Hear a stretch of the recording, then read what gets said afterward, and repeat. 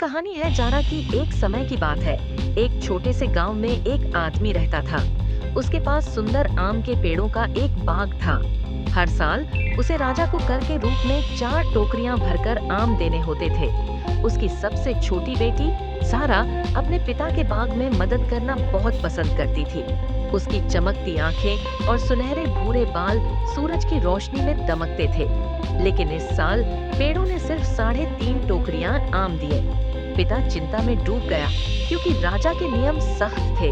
निराशा में उसने एक कठोर निर्णय लिया। उसने झारा को चौथी टोकरी में बैठा दिया और उसे आम से ढक दिया ताकि टोकरी भरी हुई लगे। जब नौकर महल ले गए, झारा टोकरी के अंदर से डरते हुए झांकती रही। जैसे ही टोकरी खोली गई, महल के नौकर दंग रह गए। एक छोटी सी लड़की आम के बीच बैठी थी। उसके हाथ में आधा खाया हुआ आम था। राजा ने उसे सजा देने के बजाय महल की दासी बना लिया। उसे सबसे कठिन काम सौंपे गए। फर्श साफ करना, बर्तन धोना और भारी घड़े उठाकर लाना। कठिनाइयों के बावजूद झारा का सौंदर्य अनूठा था। उसकी गहरी आसमानी नीली आंखें और निखरी त्वचा हर किसी का ध्यान खींचती। राजकुमारी का ईर्ष्या और झारा पर जुल्म महल की राजकुमारी कर्णिका, जो खुद को सबसे सुंदर समझती थी, झारा को सहन नहीं कर सकी। उसे यह बर्दाश्त नहीं था कि झारा की प्राकृतिक सुंदरता उसके सज धज कर किए गए सौंदर्य से अधिक चमक रही थी। उसने झारा पर अत्याचार करने शुरू कर दिए। कणिका ने उसे तपती धूप में खेतों में मटर चुनने के लिए भेज दिया।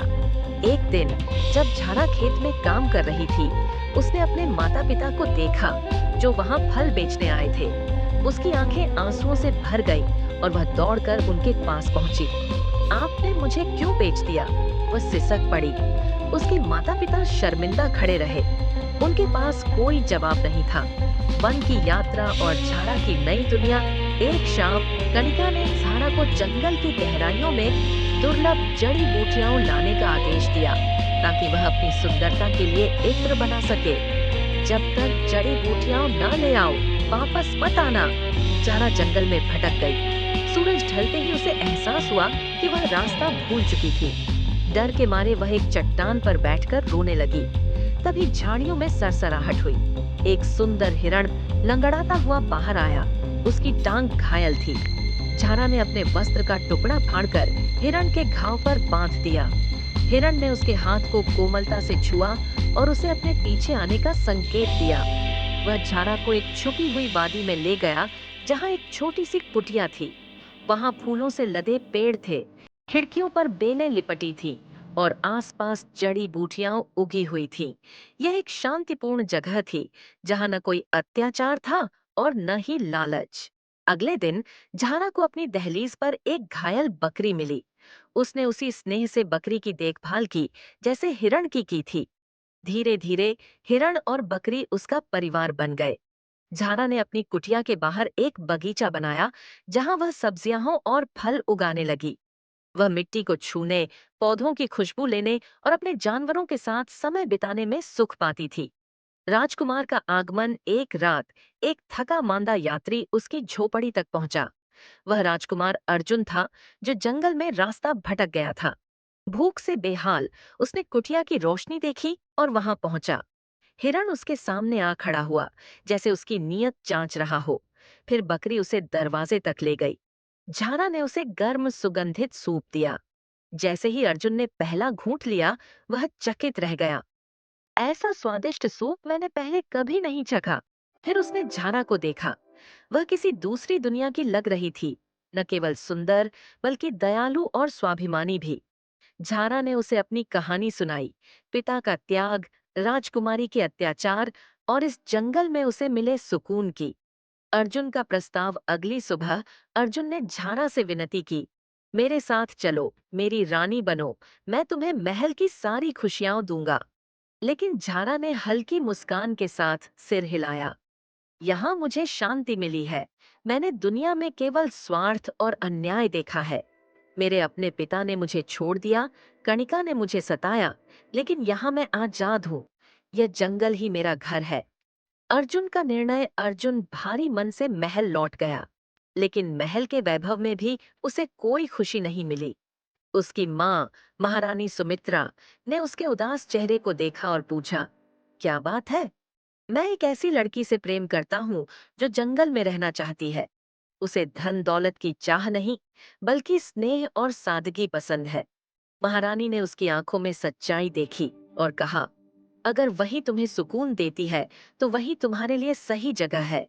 लेकिन मुझसे वादा करो कि तुम हर महीने मुझे मिलने आओगे। सच्चे प्रेम और स्वतंत्रता की जीत। अर्जुन बिना देर किए जंगल लौट गया। झारा उसे देखकर चौंक गई। तुम वापस आ गए? उसने धीरे से कहा। तुम्हारे लिए, अर्जुन ने मुस्कुराकर जवाब दिया। अगर तुम मेरी दुनिया में नहीं आ सकती, तो मैं तुम्हारी दुनिया में रहूंगा। अर्जुन ने अपना राजसी जीवन त्याग दिया और झारा के साथ रहने लगा।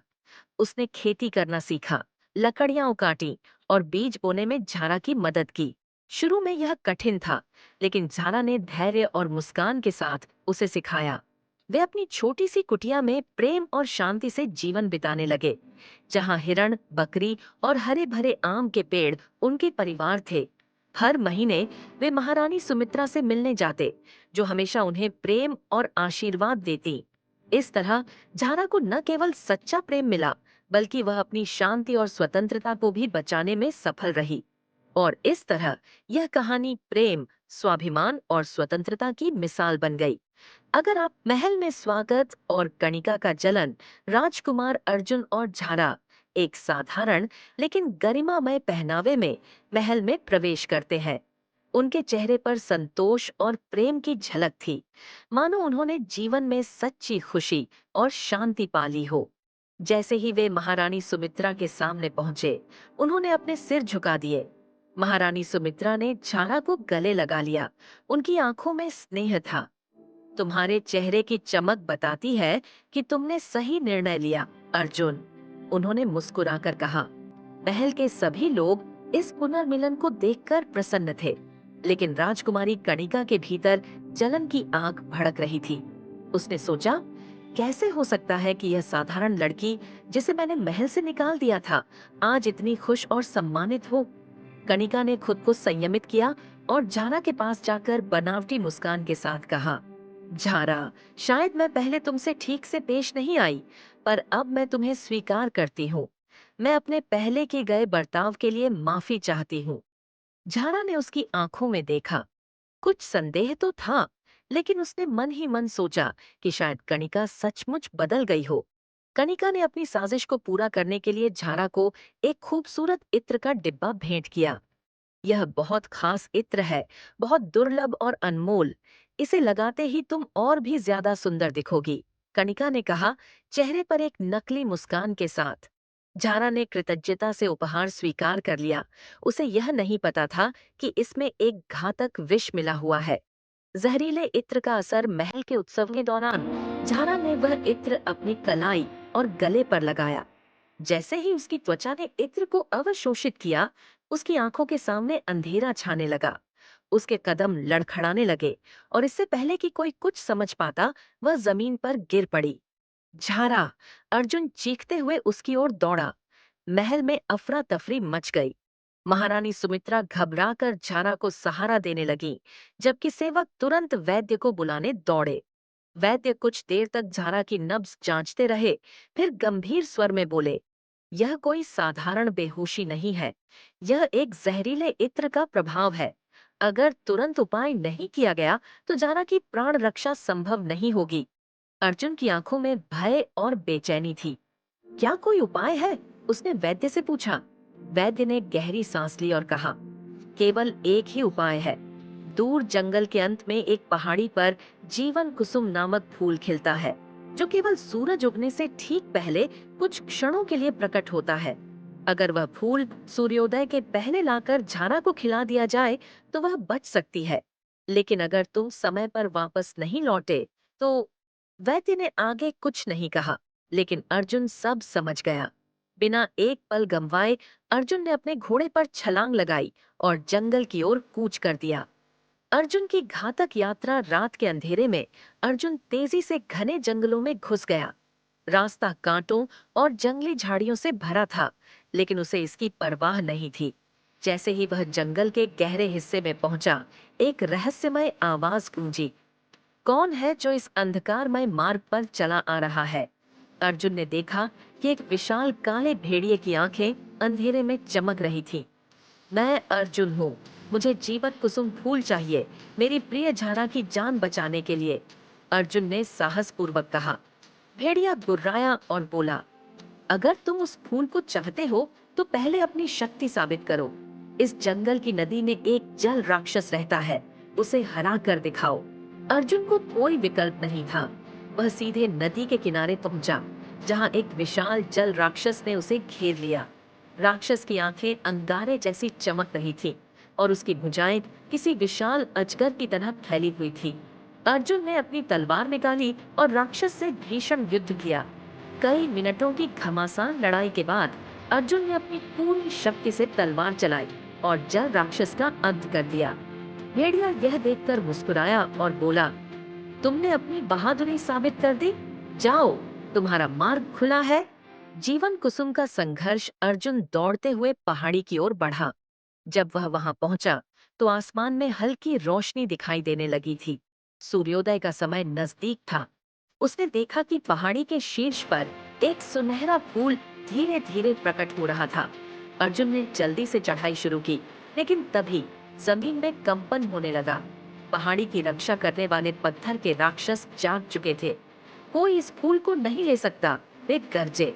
अर्जुन ने एक क्षण भी घबराए बिना ऊंची छलांग लगाई और तेजी से दौड़ता हुआ फूल की ओर बढ़ा। ठीक जब सूरज की पहली किरण धरती पर पड़ी, उसने फूल को तोड़ लिया।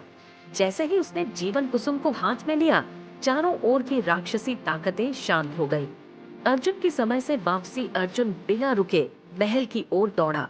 सूरज पूरी तरह उग चुका था, लेकिन झारा की हालत नाजुक थी। जैसे ही वह महल पहुंचा, उसने झारा के होठों पर जीवन कुसुम के पत्ते रख दिए। एक क्षण के लिए सब कुछ ठहर गया। फिर अचानक झारा की बंद पलकों में हलचल हुई। उसकी सांसें गहरी होने लगीं और कुछ देर बाद उसने अपनी आंखें खोलीं। अर्जुन, उसने धीरे से कहा। महल में हर्षध्वनि गूंज उठी। महारानी सुमित्रा की आंखों में खुशी के आंसू थे। कणिका का पर्दाफाश और न्याय। लेकिन तभी वैद्य ने झारा की कलाई की गंध सूंघी और गंभीर स्वर में बोले, यह कोई साधारण इत्र नहीं था, यह विष था। सभी की नजरें राजकुमारी कणिका की ओर घूम गईं। वह घबराकर पीछे हटने लगी, लेकिन अब बहुत देर हो चुकी थी। महारानी सुमित्रा उठी और क्रोधित स्वर में कहा, कणिका, तुमने एक निर्दोष लड़की को मारने की कोशिश की। तुम अपने ही परिवार का विनाश करने पर तुली थी।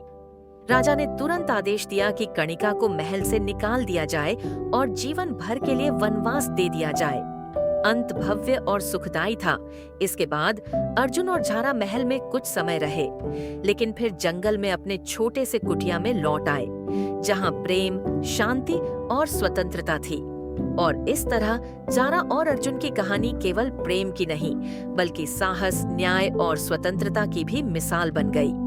अगर आपको यह नई कहानी पसंद आई तो इसे अपने दोस्तों के साथ शेयर करें। अगर आप सभी को हमारी यह कहानी पसंद आई तो हमारे चैनल को सब्सक्राइब करें, वीडियो लाइक करें और कमेंट्स करके हमें बताएं कि हमारी कहानी में कौन सा किरदार आप सबको पसंद आया। धन्यवाद।